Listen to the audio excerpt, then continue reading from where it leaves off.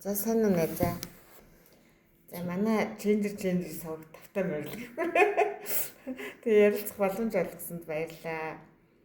Энэ нөгөө өөрчлөгдсөн хүний тухай тийм цоврал ер нь контент хийх сонирхолтой байгаа юм. Тэгээд одоо өөрөө чинь би ингээд маш их өөрчлөгдөж байгаа. Өөртөө шин дадлуудыг суйрлуулж, суулгаж ийм аюу сахилга баттай, хариуцлагатай ажиллаж байгааг нь хараад аюу бахархдаг юм аа. Тэгээд өөрийнхөө талаар ярьж өгөөч.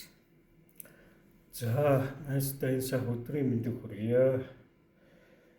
За, өөрчлөлтийг бол одоо өөрөөр тайлбарлана. Хамгийн гол нь хандлага өөрчлөлтөд байгаагаар өөрчлөлт гэж бодоод байгаа.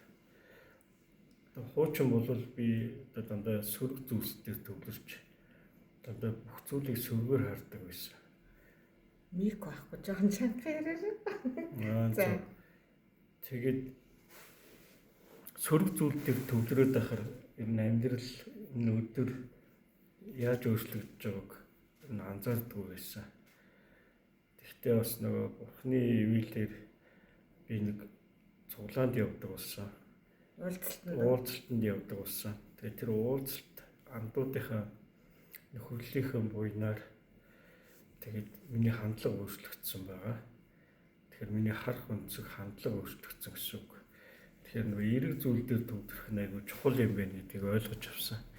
Эерэг зүйл дээр төвлөрөхөөр өнөөдөр хүртэл сайхан гэгээлгэр болоод өнөөдөр гэгээлгэр байсан зүйл маань маргааш хүртэл үргэлжилт юм байна. Маргаашийн сайн сайхныг дуудд юм байна гэдгийг ойлгож авсан. Өөрийнхөө хандлагыг өөрчлөх шин дадал зуршил суулгах хэцүү юу? За ер нь бол хүсэл байхад чин хүсэл одоо байсан учраас дээр нь үнж байдал бас хэрэгтэй. Тэгээ энэ хоёр байхад бол хэцүүгээд бодчих юм бол юм бүхэн хэцүү. Тэгэхээр миний хувьд бол ер нь бол энгийн зүйл, боломжтой зүйл, ер нь бол сайн зүйлийг хэрэгжүүлэх боломжтой амархан гэдэг дээр төвлөрдөг болсон. Анх бол хэцүүтэй байна. Тий. Анх бол хэцүүтэй, чангата, боломжгүй гэдэг бодол дээр төвлөрдөг байсан бол одоо энэ сайн сайхан зүйлийг хэрэгжүүлэх нь өөрөө амар амгалан байх нь энгийн зүйл байна гэдэг дээр л төвлөрдөг болсон. Тэгэхээр бол энэ боломжтой. Яаж бодож байгаа бас яг одоо цаг дээр яаж төвлөрч чадж байна гэдгээс л их шалтгаалж байгаа. Ийм одоо би муу дадал зуршлаа халъя. Ийм шин дадал зуршлыг суулгая гэсэн чагсаалтыг өөртөө яаж гаргадгийг?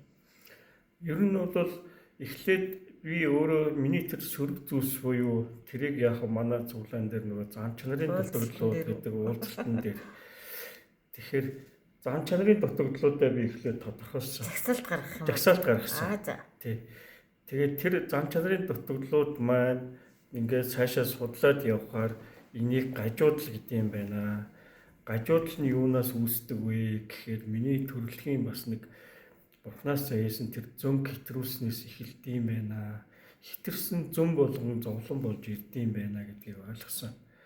Тэгээд энэ зөн нь бас юунаас үүсэж байна гэдээ ингээд явхаар тэр ингээд цаашаа гүнзгий бас ингээд бас андуудынхаа буйнаар уулзалтынхаа буйнаар энийг ойлгож авсан. Тэгээд энэ жагсаалтуудыг гаргаад үндсэн 5 гажуудлаас болж би уруу хандлагатай байд юм байна гэдгийг ойлгож авсан. Тэгэд эннийхээ эсрэг сайн зүйлийг л би хэрэгжүүлээл явсан. Тэр нь маш энгийн. Ерөнхийдөө бусдад их сайхан тусдаа тэмтэй бай буюу өөрийн бие үзэл эгоны эсрэг зүйлийг л хэрэгжүүлсэн. Тэр нь амин хуваа хичээхээ болсон. Өөрийгөө бодхоос илүү төрүүлээд бусдыг эхлээ бодсноор, бусдыг ойлгосноор ойлгох юм байна, хайрснаар хайрлах юм байна. За тэгэд айдсын мэдрэмж, айдс гэдэг нь өөрөө мэдэхгүй зүйлээс ууж их айдаг байсан юм. Ягаад тэр мэдэхгүй учраас л тэхвээ инквээ гэдэг их айдаг байсан байна. Дээр нь бусдад хохирол учруулсныхаа дараа тэрийгэ нуугаад явах. Тэгээд тэрийгэ бодоод явах нь их аюултай байсан. Тэгэхээр тэн дээрээс л их харьцуулж тэрнийхээ эсрэг сайн зүйлийг хэрэгжүүлдэг болсон. Гэх мэтлэнгээр энэ үндсэн 5 гажуудлал анзаараад явснараа миний өдөр тутамдаа би нэг л ажиглал хянаал явдаг. Гэхдээ энийг маш их амархан хялбараар Хаялж чадаагүй гэж. зөв. Өдрөөр л хаях уу тэрийг. Одоо муу нэг дадлыг сайн нэг дадлаар сольж гин үү? Ямар маягаар? Яг зөв. Гэхдээ энэ ажиллах зарчим нь их гоё. Яагаад тэгэхээр муу дадал гарснаар заавал зөрж сайн зүйл эргэж орж ирдэг. Тэгэхээр тарих яг тэгж ажилт юм байл. Тэгэхээр ерөөсөө эрийг л мэдэж авсан хамгийн гол нь. Тэгэхээр нөгөө сайхан зүйл дээр төвлөрөөл муу дадлаасаа салангуутал зөрж заавал автоматар сайн зүйл орж ирж идэг. Тийм байх нь тий. Тэгээд яг ингээд өөрийгөө өөрчлөөд ирэхээр таны эргэн тойрон гэр бүлийн харилцаа энэ төр бас өөрчлөгдөнө үз. Өөрчлөгдөнө. Яагаад тэгэхээр эхэндээ бол би өөрөө амьдралыг энэ гэр бүлийн доторх асуудлыг би өөрөө зохицуулах гад, өөрөө удирдах гад, минийхэр болох гад их үздэг байсан. Даанч минийхэр болдгоо байсан.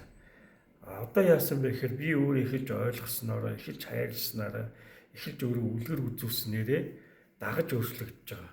Ингэж хувирах юм байна. Арга нь юм байна гэдгийг ойлгож авсан.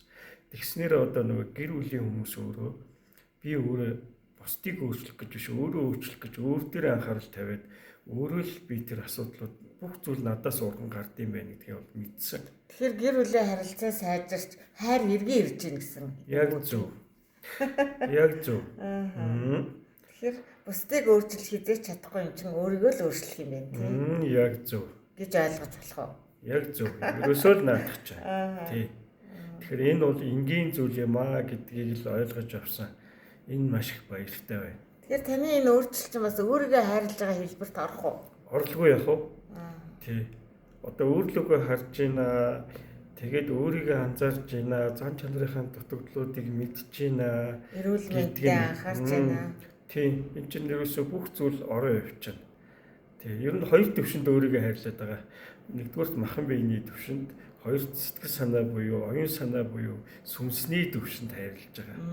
Тий. Би бол анх махан биеэ тордоол им тариа хийлгээл, тусал хийлгээл, чанартай хоол идээл, дасгал хөдөлгөөн хийгээ явдаг байсан болохоос энэ тархиндаа ерөөсөө хоолт ижил өгдөггүй. Оюун санаа сүнсээ ерөөсөө хоолтдаг байсан. Хүн махан бие тэгэл. Тий. Одоо яасан бэ гэхээр би сүнсээ хоолдог. Гэтэ миний энэ сүнсний хоол гэхээр хүмүүс гайхаж магад. Ерөөсөө л би залбирал бясалгалын замаар бясалгалыг би нэг одоо 30 минутаар хийж одоо дадал явшил болох. Өглөө ороо юу? Зөвхөн орой хийдэм. Зөв. Унтахаас өмнө хийгээд бясалгалаа хийгээд 30 минут хийсний дараа сайхан залбирлаа хий чин тэгэл унтаад өгнө. Тий. Өглөө бол их сайхан. Яагаад тэгэхээр ер нь бол залбирал өөрчлөгдсөн. Анх бол өөрийнхөө төлөө залбирдаг байсан бол одоо тий. Би ч итгэдэг бурхантай болсон. Агуу дээд хүчтэй болсон. Тэгэхээр зөвхөн тэр агуу дээд хүч миний тэр захирал спонсор маань одоо босс маань түүний хүсэл надаар дамжиж биелээсэй л гэж залбирдаг байсан. За. Ямар гоё сонирхолтой зүйлүүдийн тухай ярьж өгч байна. Тэгэхээр та одоо өөрийгөө өөрчлөхийг хүсэж байгаа хин нэгэн байвал ямар үг хэлмээр байна? Юу гэж уриалмаар байна? Боломжтой хамгийн гол нь чин хүсэлтэй байхад их болно шүү. Хүсээрээ чин хүсэлтэй байгаараа дээр нь итгээрэй л гэж хэлмээр. Дээр нь үнэнч байгаарай л гэж хэлмээр. Өөртөө үнэнч тий. Тэг яг хаанаас яаж эхлэх юм? Хамгийн энгийн зүйлээс л эхэлнэ. Хамгийн энгийн зүйл нь ихээр ерөөсөө үнэнч байдалтай л байх хэрэгтэй. Өөрчлөгдөхөд итгэлтэй үнэнч. Үнэнч гэдэг дахин хэлээд байгаа чинь өөртөө үнэнч байгаарай л гэдэг. Өөртөө үнэнч байгаарай л гэж. Өөрийнхөө тэр хийж байгаа дадал зуршил тогтоохж байгаа зүйлийг залхуу хүрсэн ч хийгээрээ, уур хүрсэн ч хийгээрээ, дургу хүрсэн ч хийгээрээ гэсэн үг тийм ээ. Тий. Гэхдээ шаналгаагүйгээр хийгээрэй гэж. Тий. Одоо нөгөө хүсээгүй үедээ юм хийхээр хүн айгүй хэцүү байдаг. Тэгэхээр миний энэ хэрэгжүүлж байгаа арга зам бол дандаа жаргаж одоо тайван ад жаргалтайгаар хийгдэх зүйлүүд байгаа. Ерөөсөө шаналгаатай зүйл нэг ч байхгүй. Шаналж хүчээр идэр дургу үедээ идэр хийх одоо тэр үед идэр бол хийхэд бол хэцүү. Тийм үү. Танай тэр уулзалтанд чинь би бас сонирхож очиж ирсэн. Тэгэхэд нөгөө нэг шаналгаад оролдлого гэж яриад байсан. Тэр нь юу юм? Шаналгаат оролдлогыг бол яг хуу эхлээд задгаас хөргөөр харж исэн хүмүүс өөрөөр хэлбэл Би бол анх нөгөө мунхаг байсан. Мунхагаас би гэрэл рүү гарахад жаахан зовлонтой. Өөрөөр хэлбэл харанхуугаас гэрэл рүү гарахад хүний нүд мүд гэлбаад харж чадахгүй их сонирн болдог. Зөвхөн тэр нэг хэсгээ мөчийг л тэр жаахан шаналгаа гэдэг.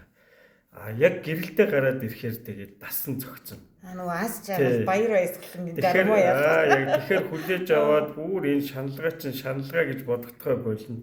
Тэгээ Дуу хүсэл болж өөрчлөлт. одоо бол ерөөсөө энэ амьдралдаа маш их таатай баяр баясгалтай байгаа шүү дээ. За баярлалаа. Тий. Маш гоё ярилцлага өгсөнд баярлалаа.